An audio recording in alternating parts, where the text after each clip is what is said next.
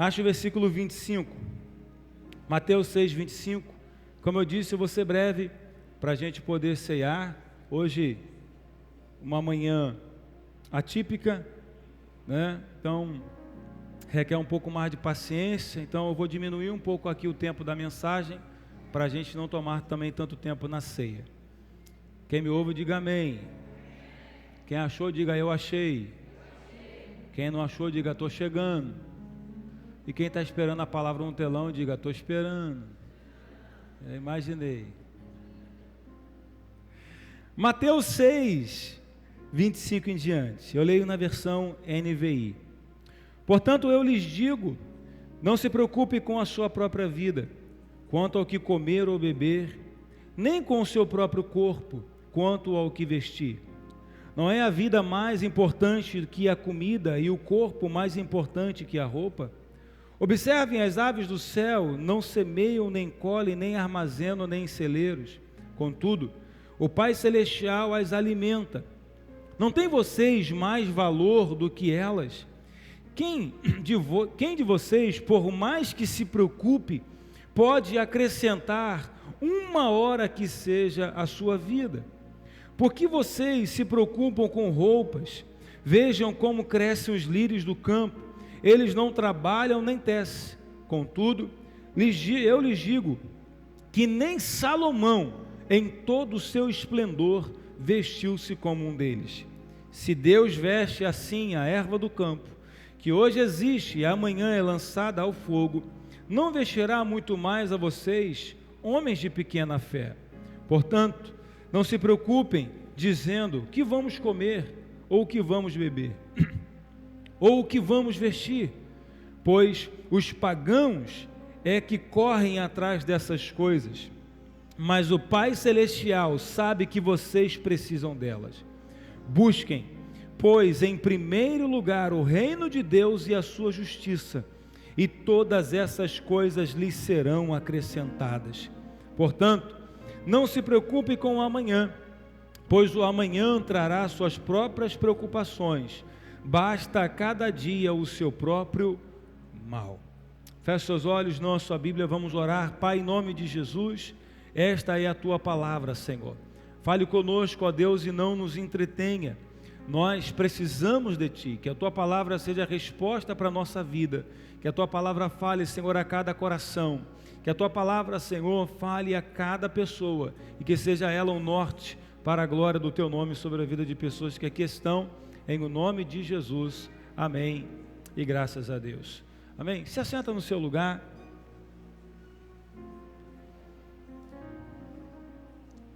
Nós vivemos na geração mais ansiosa de todos os tempos. Nós vivemos numa geração onde nós nunca vimos um nível de ansiedade, de depressão, de angústias, de pessoas cada vez mais necessitando, né, de remédios e de situações que possam para controlar a sua vida emocional. A ansiedade tem sido o mal do século. Problemas psicossomáticos só têm perdido para problemas cardíacos. Os psicólogos e terapeutas daqui da igreja sabem muito bem disso e são até especialistas nessa área para falar mais do que eu. Mas como pastor, em gabinete, atendimentos e tantas outras coisas, eu nunca precisei indicar ou encaminhar tantas pessoas para terapeutas como temos indicado hoje. Mas o senhor indica, apóstolo? Sim, porque nós somos seres tricotômicos, espírito, alma e corpo. Então o espiritual é um ser, emocional é um ser e o físico é outro ser. Então tem coisas que eu consigo tratar no espiritual, tem coisas que eu consigo tratar através da oração, mas tem coisas que fogem disso, tem coisas que é emocional, tem situações emocionais e a linha entre as emoções e espiritual é muito tênue, é muito fina. Então existem coisas que a gente trata que são questões emocionais. não é? E quando a gente pode aconselhar, quando a gente pode tratar, e muitas das vezes a gente faz isso, mas tem coisas que chegam num nível aonde a gente precisa encaminhar para um profissional da área, um psicólogo, né, um psicanalista, ou até mesmo um psiquiatra. Eu não tenho nenhum bloqueio contra isso. Porém, nós precisamos entender aonde está essa fonte. Por que essa geração vive tão ansiosa? Por que nós vivemos hoje um tempo de ansiedade extrema? Eu não tenho as respostas para tudo. Lógico, eu também não sei tudo. Também não sou sincero para te dizer que acredito que sejam muitos fatores. Mas o que eu acho interessante é que a nossa geração, a minha geração, a geração dos meus pais, a dos seus pais, né, teve muito menos do que essa geração de hoje tem.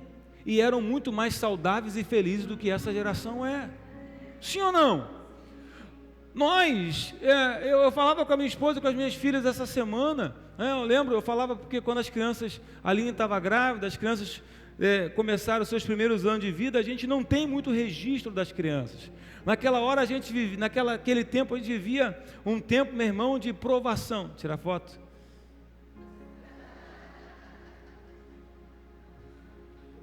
Está mexendo com ele. Naquele tempo a gente queria, mas não era como hoje, você tem celular e tudo tira foto, você registra momentos. Eu falei para as minhas filhas, registra cada momento dos filhos de vocês, é bacana, depois vocês fazerem a linha do tempo.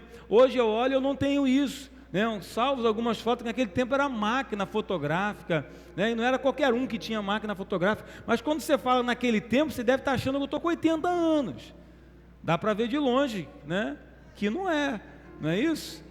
Então o que acontece? Porém, eu estou falando de 20 anos atrás, a minha filha mais velha está com 20 anos, a Nathalie está com 20 anos, eu estou falando de 20 anos, em 20 anos a tecnologia deu um salto que hoje nós falamos de inteligência artificial.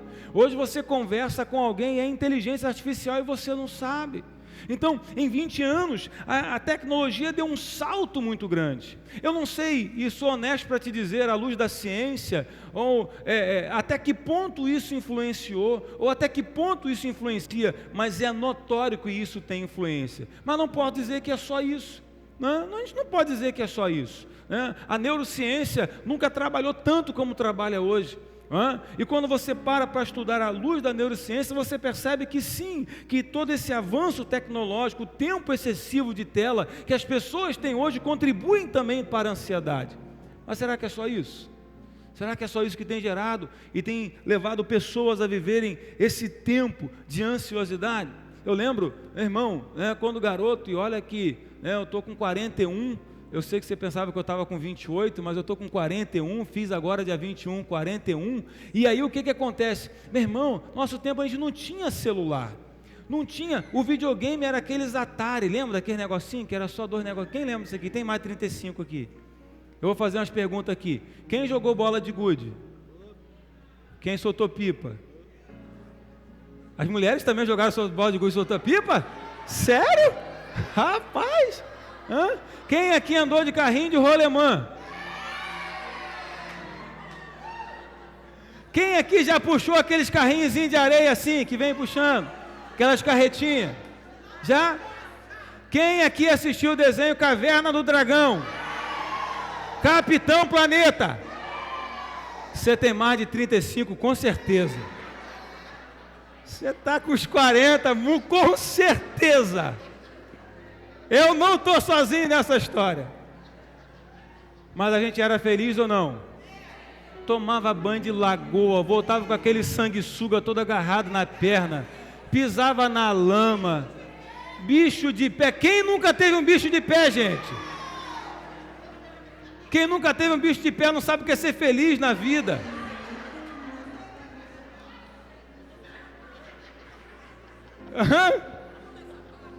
Vamos pular isso? Sim ou não? Sim. A gente não tinha tecnologia, mas a gente era feliz. Chegava em casa atrasado, a mãe falava até tal hora aqui. Se eu for atrás de você, é pior.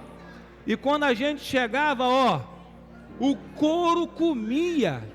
Era mangueira, era fio, sandália, broto de goiaba. No outro dia, a gente felizão e aprontava de novo. Quem aqui nunca levou uma coça? Você não sabe o que é ser feliz na vida. Você não tem história para contar para os seus filhos. Nós tínhamos muito menos e éramos muito mais felizes. Nossos pais tinham menos do que a gente ainda. Eu lembro que o meu pai contava para mim que minha avó ficou viúva com 38 anos. Eram 8 filhos e um neto da filha mais velha que ela criou junto, 9 no total. Minha avó nunca mais casou.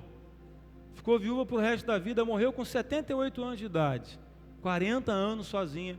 Criou os filhos sozinha. Meu pai, meu irmão eram gêmeos. Meu pai já é falecido, meu tio ainda é vivo. Vai fazer 70 anos agora. Meu pai e meu tio, gêmeos idênticos. Eu, por vezes, confundia meu pai com meu tio. Uma vez eu cheguei, ô pai, ele olhou para mim, sai fora, rapaz, some. Aquele tempo tinha essas coisas, né? Hoje em dia não se vê mais isso. Mas deixa esse negócio para lá, isso é coisa da antiga. Aí, e eles eram muito idênticos, mas a dificuldade era muito grande. Aí meu pai conta as experiências. Sabe como que eles faziam para ir para a escola? Ele não tinha dinheiro. Naquela época era quichute, conga, lembra disso? Quem lembra do conga aí? Quem lembra do quichute? Eita, essa aí já passou dos 40. Mas era feliz da vida, sim ou não? Meu pai conta, eles não tinham dinheiro para comprar sapato para os dois. Sabe o que eles faziam? Um enfaixava o dedo esquerdo e ia com o sapato direito. O outro enfaixava o dedo direito e ia com o sapato esquerdo. Eles eram gêmeos. A roupa era idêntica, tudo era idêntico. Aí no mês seguinte trocava. Aí quem enfaixou o dedo esquerdo enfaixava o direito e assim vice-versa. E era o ano todo assim. As professoras falavam, gente, vocês só vivem machucado, não é possível. E vocês combinam até o pé que machuca, não é? Mas é porque não tinha dinheiro. Era dificultoso. Todos eles, trabalhadores, gente de bem, gente criou os filhos na faculdade. Eles não tiveram faculdade. Eu só tive 2 tios que fizeram faculdade. Eles não tiveram faculdade, não tiveram condições de fazer faculdade, mas criaram os filhos, todos fizeram faculdade, porque eles prepararam um caminho para os filhos vir. Nós não tivemos o que essa geração tem, mas nós nunca vimos uma geração com tanta facilidade, mas tão ansiosa. Talvez eu não possa falar para você à luz da neurociência, à luz da psicologia, porque eu não tenho expertise para isso. Mas como pastor e à luz da palavra de Deus, eu posso dizer uma coisa. Tem tudo a ver com o texto que nós lemos. Porque eu digo sempre, irmãos, que você pode usar de todas essas ferramentas que eu falei aqui, é importante. Eu não digo e não desmereço nenhuma delas. Até porque nós sabemos da importância que tem e é muito aliada ao ministério pastoral. Porém, nós entendemos o seguinte, que sem a presença de Jesus, sem o Espírito Santo e sem uma ação de Deus, muitas coisas serão apenas paliativas. Por quê? Porque somente a palavra de Deus pode ir aonde nenhum tratamento vai. Falando à luz da palavra de Deus e falando sobre a ótica cristã, falando sobre a ótica espiritual, eu preciso te dizer isso. A Bíblia diz, meu irmão, a palavra de Deus, ela é como espada, Hebreus capítulo 4, versículo 12, a palavra de Deus, ela é como uma espada de 2 gumes, que penetra até o mais profundo, entre alma e espírito, juntas e medulas, e é apta para discernir os pensamentos e as intenções do coração. A palavra de Deus pode fazer o que ninguém faz, o que medicamento não faz, o que tratamento não faz. A palavra de Deus tem o poder para fazer. E reitero, eu não estou dizendo que essas outras coisas não são importantes. O que eu estou dizendo é que se nós nos apropriarmos da palavra de Deus, e se nós fizermos da palavra de Deus a nossa bússola, se nós fizermos da palavra de Deus o nosso remédio diário, se nós fizermos da palavra de Deus a nossa prática de fé e de vida cristã, irmão, tem muita coisa que a gente vai vencer pelo poder da palavra, pela fé em Cristo Jesus e por tudo aquilo que Ele já conquistou por nós na cruz do Calvário.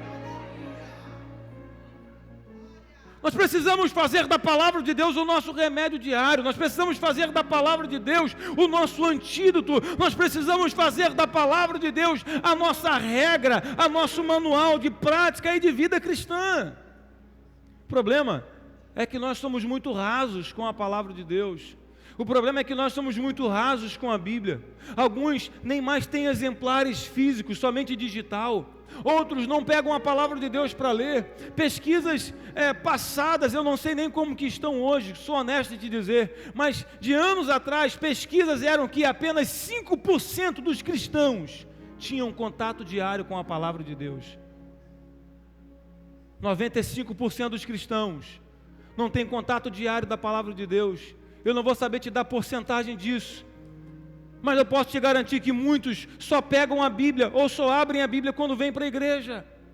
Poucos são aqueles que gastam tempo com devocional. Poucos são aqueles que antes de sair para trabalhar separam um tempo ali, meia hora para orar, para meditar na palavra, para querer buscar da palavra.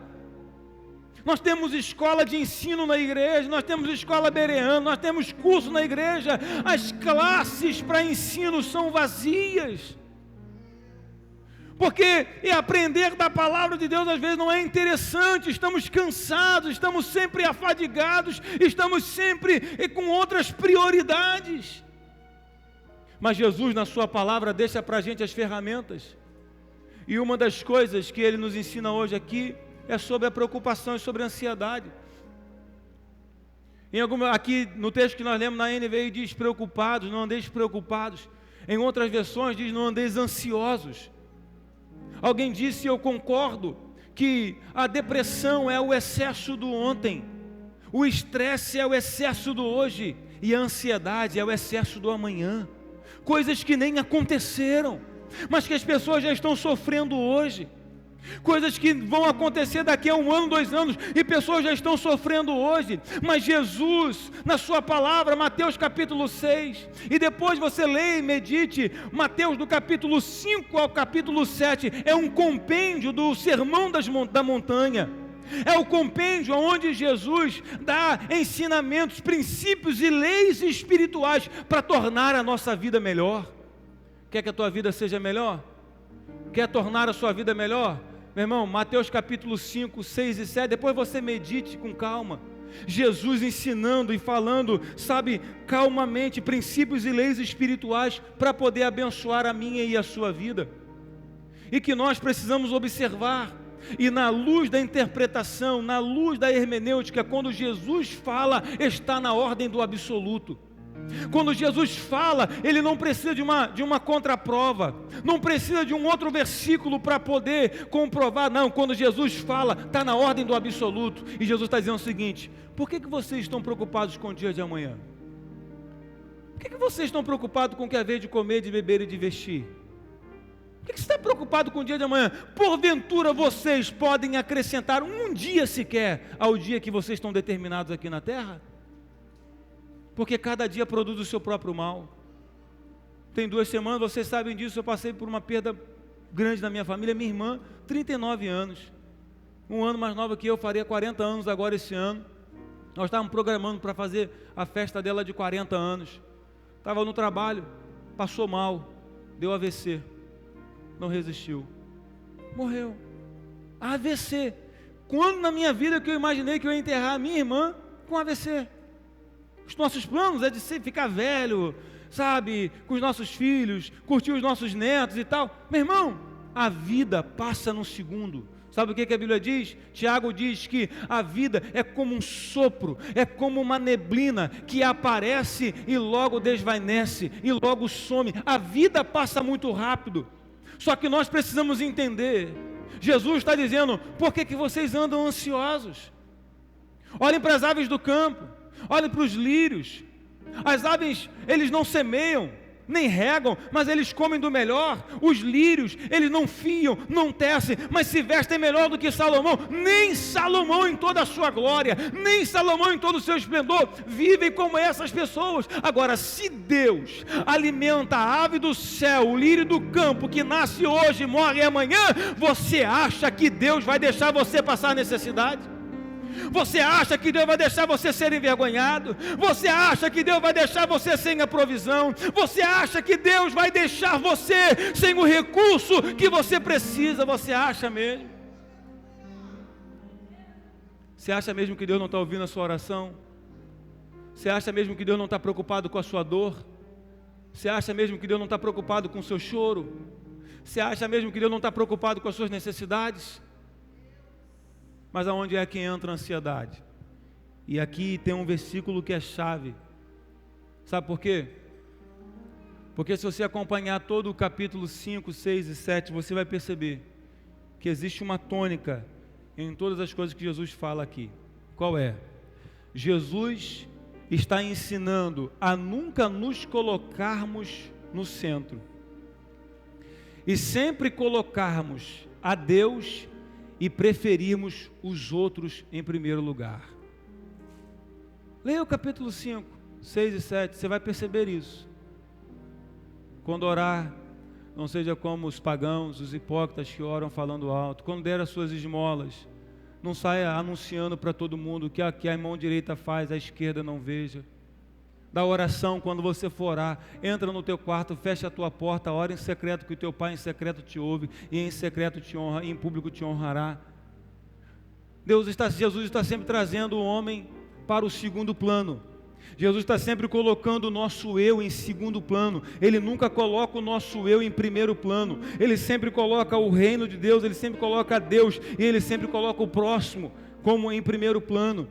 Ele não coloca a gente. Então, eu aqui como pastor, e à luz da palavra de Deus, eu posso te dizer que uma das coisas que nós temos sofrido muito, sabe por causa de quê? É porque cada vez mais o homem quer ser o centro. É porque cada vez mais o homem quer ser o centro das atenções. É as minhas necessidades, é as minhas coisas, é os meus projetos, os meus sonhos, como que se somente a minha vida fosse importante, como que somente a minha vida valesse a pena. Mas o que Jesus está dizendo é o seguinte: você não é o único que sofre, você não é o único que padece necessidade, você não é o único que chora. Tem pessoas que estão passando por problemas pior do que o seu, tem gente que está com situação pior do que a sua. O reino de Deus também precisa de você, mas quando o homem se coloca em primeiro plano, e quando o homem quer assumir o local de protagonismo na história, ele começa a perder. Prova disso? Os nossos cultos. Seja sincero, sim ou não? Quantas vezes nós já não saímos do culto dizendo assim: hoje o culto não foi bom, hoje o culto não foi legal. Sim ou não? Eu já fiz isso. Vamos ser honestos. Mas isso demonstra qual é a ordem de prioridade nossa. Por quê? Porque na minha mente o culto é bom quando é bom para mim. Mas na verdade eu não vim para ser cultuado. Eu vim para prestar culto. Eu vim para prestar culto àquele que é digno de toda a honra e toda a glória. Eu vim para prestar culto àquele que morreu na cruz do Calvário por mim. Então, na verdade, eu não tenho que me dizer se o culto foi bom, eu tenho que perguntar para Ele: Senhor, o culto que eu te ofereci hoje foi bom? O meu louvor te agradou? A minha vida te agradou? As minhas ofertas te agradaram? Senhor, eu entreguei para o Senhor o culto que o Senhor merecia. Mas a nossa mentalidade é: o culto não foi bom, porque na verdade eu me coloco como centro. É para te fazer pensar, é para me fazer pensar. Talvez, se nós participássemos de algum culto na antiga aliança, nós sairíamos frustrados. Sabe como que era o culto na antiga aliança? Não tinha louvor, não tinha palavra, só tinha entrega, só tinha oferta. Como que era a base do culto antigamente? As pessoas vinham, traziam o seu animal, de acordo à sua oferta, que era um animal naquele tempo, que era a base do culto, de acordo com suas posses. O mais pobre, ninguém poderia comparecer de mãos vazias, nem que fosse uma rolinha, 2 rolinhas, mas tinha que levar para Deus. Nem que fosse 2 rolinhas, tinha que levar para o culto, não podia chegar de mão vazia. Daí muita gente já entra em crise. Aí ia, os mais afortunados levavam bois, levavam carneiros, aí ia de acordo com a condição de cada um. Chegavam lá, o sacerdote oferecia sacrifício, oferecia aquele animal em sacrifício, apresentava para Deus, tinha todo aquele ritual, aquela cerimônia, uma vez por ano era o chamado Yom Kippur, que era o dia do perdão. O sumo sacerdote entrava no Santo dos Santos, oferecia aquela coisa toda, acabava aquilo ali e ia embora para casa. Não tinha louvor, não tinha palavra, não tinha nada disso, era chegar, entregar a sua oferta e ir embora. Imagina o culto nos dias de hoje assim. Nós vamos para o culto, nós temos louvores, nós temos palavras, nós temos ministrações, Deus fala conosco, maravilha, isso é bênção demais, sim ou não? Mas quem não tem esse entendimento de culto, jamais entenderia o que era cultuar naquele tempo, porque na nossa mentalidade hoje, o culto é para eu receber e não para eu entregar.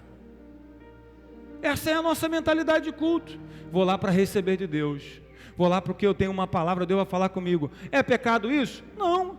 É errado isso? Não. Mas a minha motivação não pode ser essa. Hoje em dia, nós vivemos um tempo onde cada vez mais as igrejas estão cada vez mais fazendo coisas mirabolantes para poder atrair a atenção das pessoas. Cada vez mais temos que inventar campanha disso, campanha daquilo, e não sei o que, dos 7 disso, não sei o que, de papapá, de piriri, e pão doce, para quê? Para poder atrair a presença da pessoa, quando na verdade o suficiente seria dizer, vamos prestar um culto ao Senhor Jesus nesse dia, e pronto, era o suficiente. Mas por que isso não tem acontecido? Porque nós estamos tirando Jesus do centro, e nos colocando no centro, onde quem deveria estar era Ele. Porque a gente está se colocando no lugar onde quem deveria estar era Jesus. Nós não estamos no culto para exaltar a homens, nós estamos no culto para exaltar a Jesus. E aí você vê muita gente sendo enganada na internet, porque a internet deu voz a muita gente. Quanta gente ludibriando pessoas na internet, quanta gente na internet falando coisas que, meu irmão, e gente seguindo essas pessoas. Quantas pessoas que deixam de honrar a casa onde estão para honrar pessoas, meu irmão, com seu tempo, com recursos que nem conhecem, que nem sabem, nunca viram, e aquelas pessoas nem sabem que aquela pessoa existe, que você existe, ou que essa pessoa exista. Mas por quê? Porque nós procuramos cada vez mais um afago para o nosso ego. Nós procuramos cada vez mais um afago para as nossas emoções, mas Jesus, Ele nos ensina o contrário. A palavra de Deus nos ensina o contrário. A palavra de Deus nos ensina que se eu quero viver uma vida plena, se eu quero viver uma vida em paz, se eu quero viver uma vida feliz, eu preciso aprender a ser grato com o que eu tenho, e eu preciso aprender a descansar em Deus, e crer que Ele vai confiar, que Ele vai realmente me abençoar e me honrar, e não tem nada a ver com aquilo que eu posso, tem a ver com aquilo que Ele vai fazer por mim. Então Jesus disse, mas buscai em primeiro lugar o reino de Deus e a sua justiça, e todas essas demais coisas vos serão acrescentadas. Jesus está dizendo, o que Ele está dizendo é, você precisa de uma porta aberta, busca o reino de Deus e a sua justiça, a porta vai abrir. Você precisa de uma restauração no teu casamento, busca a Deus em primeiro lugar, meu irmão, Deus vai restaurar. Você precisa aqui de uma cura, busca a Deus em primeiro lugar, a cura está nele. Você precisa de uma provisão, busca a Deus em primeiro lugar, coloque a Deus em primeiro lugar, e essa provisão vai vir. Você precisa de um acesso novo, coloque Deus em primeiro lugar, e isso vai acontecer. Mas qual é o nosso papel? Nós invertemos. Nós queremos colocar a nossa necessidade em primeiro lugar. E repito, não tem problema nenhum você participar de uma campanha. Nós fazemos campanhas aqui na igreja. Nós fazemos cultos proféticos aqui na igreja. Que é um momento para a gente poder orar, clamar a Deus pelas nossas vidas, que precisamos mesmo de milagre, de bênção, de porta aberta. e faz parte. Mas o que nós precisamos aprender nessa manhã, entender nessa manhã é que isso não pode ser o centro da minha vida. Eu sei que talvez essa palavra não agrade a todos, mas eu preciso te dizer isso como teu pastor. Colocar o reino em primeiro lugar não significa que você tenha que viver o sacerdócio que eu vivo. Cada um foi chamado para uma área. Eu sou sacerdote, sou vocacionado para isso. Deus me chamou para isso. Não era nos meus planos, eu queria ser militar. Eu não queria ser pastor, nunca projetei ser pastor. Estudei e me preparava para ser militar. Mas Deus aprove e me chamou para o sacerdócio. Amo o que eu faço. Se eu tivesse a oportunidade de nascer 10 vezes eu queria ser pastor, porque eu amo o que eu faço. Eu não faço o que eu faço por dinheiro, eu faço o que eu faço porque eu amo. Se fosse dinheiro, eu ia ser qualquer outra coisa, ia ser empresário, ia buscar outra coisa, mas eu faço o que eu faço porque eu amo. Mas cada um existe para um propósito. Uns são missionários, outros são empresários, alguns são médicos, advogados, dentistas, atletas. Cada um tem uma área, cada um foi chamado para um propósito, cada um tem uma vocação na sua vida, cada um foi vocacionado para uma área. Ser e colocar o reino de Deus em primeiro lugar é eu ser o que Deus me chamou para ser, colocando Cristo em primeiro lugar na minha vida. Você pode ser um atleta de Cristo e colocar o reino em primeiro lugar. Você pode ser um empresário do reino de Deus. Você pode ser alguém da área da saúde do reino de Deus. Você pode ser alguém da área da justiça para o reino de Deus. Você pode ser um educador no reino de Deus. Você pode ser a quem você é na camada, na esfera da sociedade onde você está, mas uma pessoa onde coloca o reino de Deus em primeiro lugar. Você não precisa ser um pastor, mas com certeza a sua vocação está envolvida nisso. Porque se nós fomos chamados para fazer e exercer algo fora, nós também fomos chamados para exercer algo dentro. Cada um aqui tem aptidão e chamada para poder fazer alguma coisa. E quando é que para a gente caminhar para o final, quando é que eu me envolvo no reino de Deus? Apóstolo, quando é que eu vou colocar o reino em primeiro lugar? Eu coloco o reino de Deus em primeiro lugar quando eu me permito ser um instrumento dele, aonde quer que eu esteja. Aonde você estiver. Quando você permite ser um instrumento dele, você está no seu trabalho, você está na faculdade, na escola, com a sua vizinhança. As pessoas precisam olhar para você e entender: tem alguma coisa diferente na vida desse rapaz. Tem alguma coisa diferente na vida dessa moça. Seus colegas de trabalho precisam ver Jesus em você. Foi ele que disse no capítulo 5: vós sois o sal da terra e a luz desse mundo. As pessoas vão olhar para vocês e elas vão ver algo diferente. Então eu sou e eu me envolvo com o reino de Deus quando primeiro eu me preocupo com as causas dele. Quando você se permite a isso, quando você se permite que ele reine na tua vida em primeiro lugar, você se torna participante e coloca o reino de Deus em primeiro lugar quando você se compromete com a visão da igreja onde Deus te colocou. Deus te colocou aqui, Deus te plantou aqui na igreja apostólica Betesda. Você poderia ser membro de qualquer outra igreja, mas Deus te plantou aqui. Essa igreja tem uma visão. Meu irmão, quando você se compromete com a visão dessa igreja, você se torna uma pessoa que coloca o reino em primeiro lugar. Nosso slogan é mais que uma igreja, uma família. Sim ou não? Sim ou não? Sim. Mas ser isso na teoria é mole. Difícil é ser isso na prática. Quando você tem alguém do seu lado que está sofrendo, você se preocupa com a dor dessa pessoa. Quando você sabe que alguém está no hospital precisando que alguém durma com ele, e você fala: não, eu vou lá dormir com ela, eu vou passar a noite com ela no hospital. Alguém está lá e cortaram a luz dela. Não, eu não tenho tudo não, mas eu tenho a metade, eu vou aqui ajudar. Vem cá fulano, vamos ajudar fulano aqui. Ó, o negócio pegou aqui para ela aqui, vamos ajudar. Colocar o reino em primeiro lugar, é isso.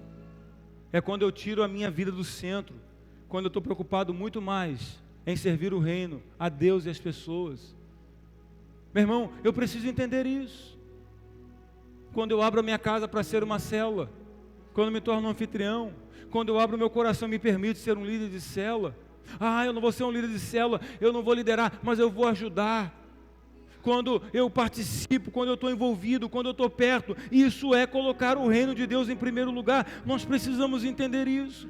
Quando eu evangelizo alguém, quando eu me comprometo financeiramente, quando eu ajudo o próximo, quando eu visito o enfermo no hospital, meu irmão, isso é colocar o reino de Deus em primeiro lugar. É quando eu chego cansado, eu poderia ficar em casa, mas eu vou para a igreja para adorar, eu vou para a célula, eu me comprometo com o reino de Deus. É colocar o reino de Deus em primeiro lugar. E eu encerro e eu concluo a minha mensagem dizendo o seguinte: eu nunca vi, tem 25 anos, 26 anos esse ano, que eu entreguei a minha vida para Jesus.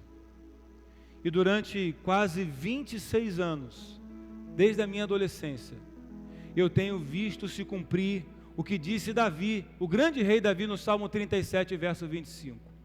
Fui moço e agora sou velho, mas jamais vi desamparado o justo, e a sua descendência mendigar o pão.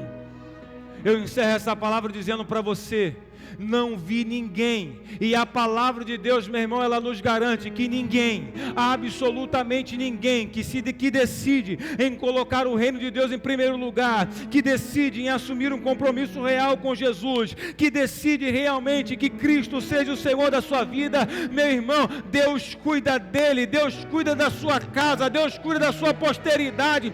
Irmão, eu vim aqui para liberar uma palavra sobre a tua vida, e creia, pegue e receba se você quiser. Por causa da tua vida com Deus, por causa da tua fidelidade com Deus, não somente você, mas os seus filhos, toda a sua posteridade será abençoada e alcançada, seus netos serão alcançados. Ei, irmão, você pode até não estar mais aqui, mas Deus honrará a aliança que você fez com Ele. Deus se lembrará de cada oferta, Deus se lembrará de cada visita, Deus se lembrará de cada renúncia que você fez por causa do nome dele. Você não perdeu e não perderá nada por ser fiel a Deus. Honre a Deus em primeiro lugar e Deus vai te abençoar.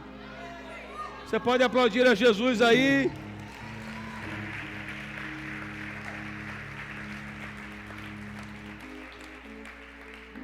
Honre a Deus, irmão. Coloque Deus em primeiro lugar na sua vida.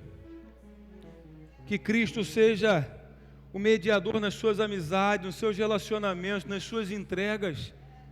Que Cristo seja a prioridade em tudo que você fizer, nas suas decisões, nas suas emoções, nos seus sentimentos, nas suas vontades. Que Cristo seja sempre o primeiro lugar.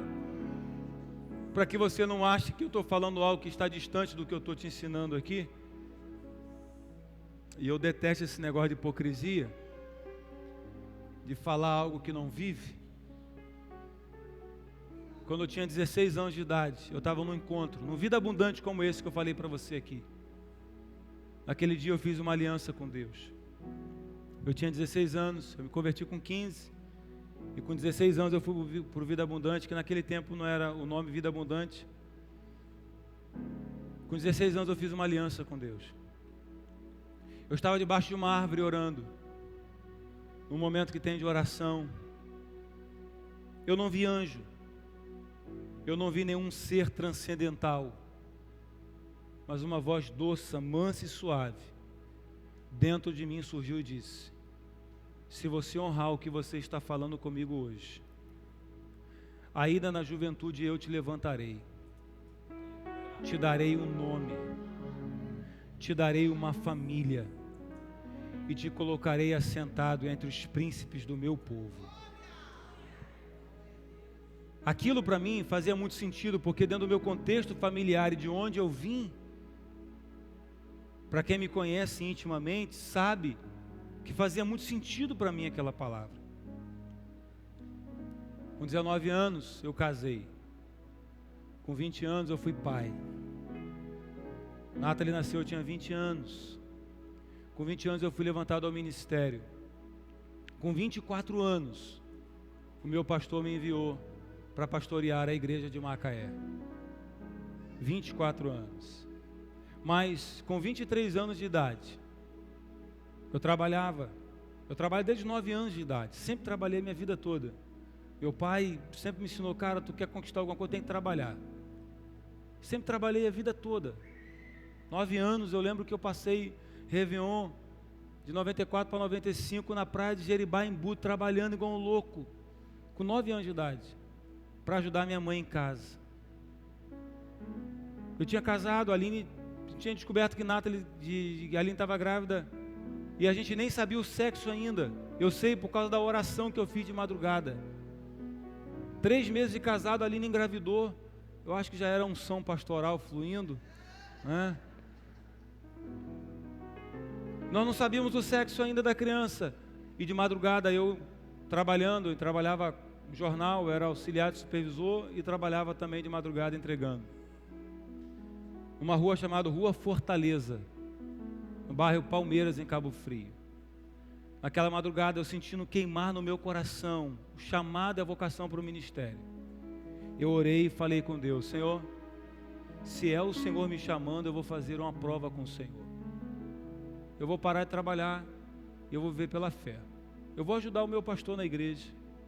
Eu não falei nada com o meu pastor é meu sogro. Não tratei nada com ele, não falei nada com ele. Mas de madrugada eu orei e falei: eu vou trabalhar, eu vou servir ao Senhor, eu vou ajudar meu pastor na igreja.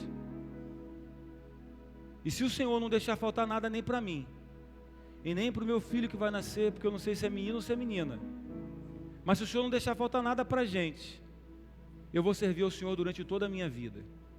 E a minha carteira só vai ser assinada uma vez na terra, porque todo o restante dela será assinado pela eternidade.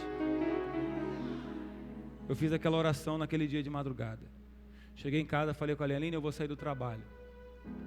No outro dia eu fui receber o meu patrão, pessoa finíssima, gente boa demais, Almério, o nome dele.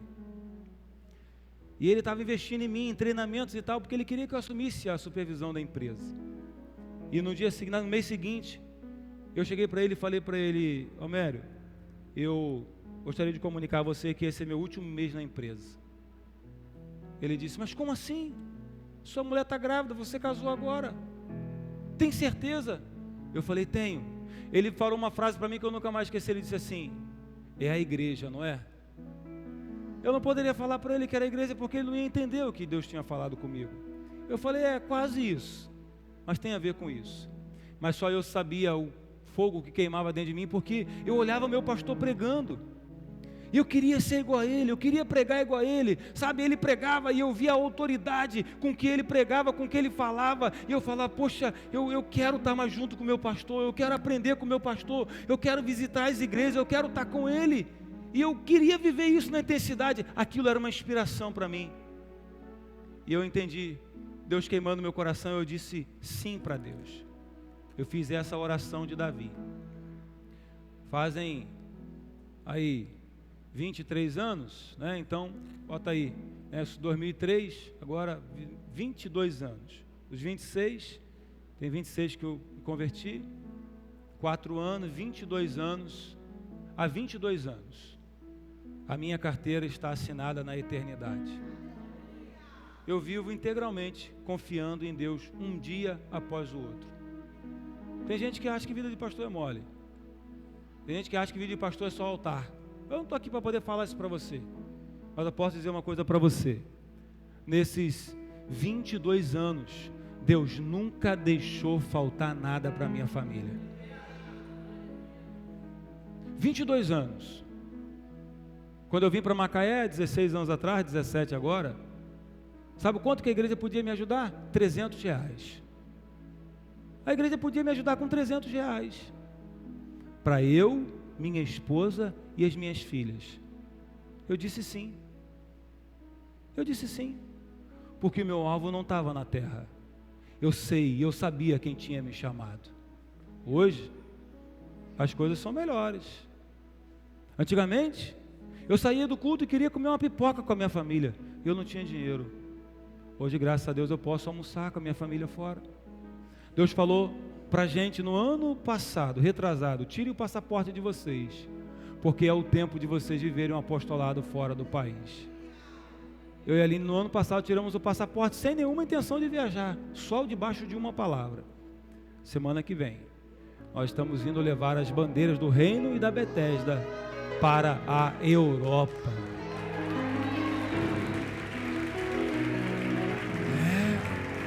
A Deus a glória. A Deus a glória. Eu estou compartilhando esse testemunho com você aqui, para você não achar que, poxa, o pastor está falando algo na teoria, falar é mole. Não, eu estou falando para você de algo que o seu pastor vive. Eu não estou falando que você tem que fazer igual a mim, que você tem que largar o seu trabalho e você viver do ministério. Não é isso que eu estou falando para você, não. Cada um sabe para que Deus te chamou. Cada um sabe qual foi a área que Deus te chamou. Eu falei aqui, cada um foi chamado para uma área, mas talvez Deus não está te chamando para você largar tudo, largar o teu barco e vir para o ministério. Mas talvez Deus está falando para você largar o teu barco e aceitar o chamado que Ele está falando com você. Porque você tem medo. Você tem medo de dar o próximo passo. Você tem medo de avançar. Você tem medo de ir. Deus está te chamando para você vir para mais dentro do rio e você insiste em querer ficar na beira. Você insiste em querer ficar vivendo uma vida, sabe, com o pé na areia. Você está aqui na água, daqui a pouco vai lá e volta, e vai lá, e Jesus está falando: entra logo para dentro desse rio. Eu quero te usar mais, eu quero fazer mais através de você. Eu tenho mais para liberar para você, eu tenho mais para liberar sobre a tua casa. Eu vou ser mais ousado para dizer para alguém aqui: o milagre que você espera, a bênção que você espera, oh irmão, a vitória que você espera, já está nas mãos do Senhor. E Ele está esperando. Se posiciona que eu te entrego, se posiciona que eu te dou. Deus está dizendo: se posiciona comigo que eu faço na tua vida.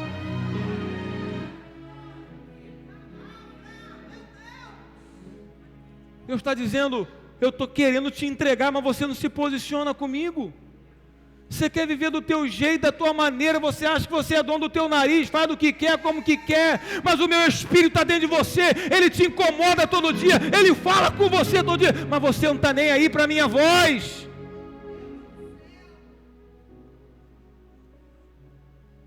Deus está dizendo para alguém aqui: eu quero te entregar muito mais, eu quero te prosperar muito mais, eu quero te enriquecer muito mais. Eu quero te fazer grande cada vez mais. Eu quero te usar cada vez mais. Mas Ele também está dizendo: se preocupa primeiro comigo. Deus está dizendo: se preocupa primeiro com o meu reino. Deixa que as suas vontades morram. Deixa que os teus desejos morram.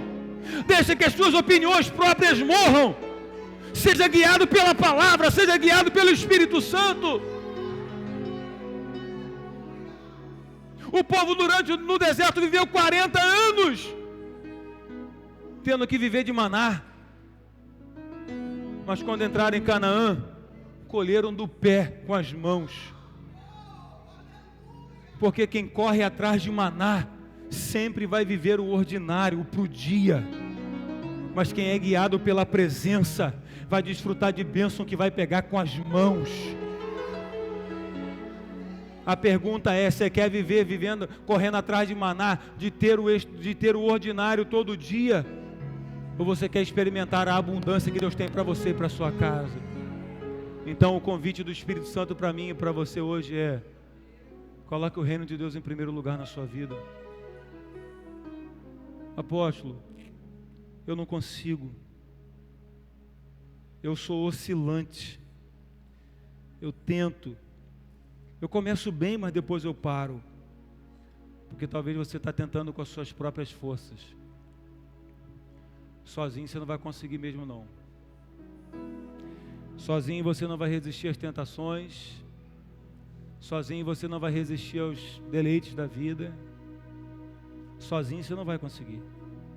Mas se hoje você assumir um compromisso com o Espírito Santo, de você se render completamente a Ele e a sua palavra, o Espírito Santo vai fazer isso na sua vida. Porque é Ele quem faz. Alguém recebe essa palavra aqui nessa manhã?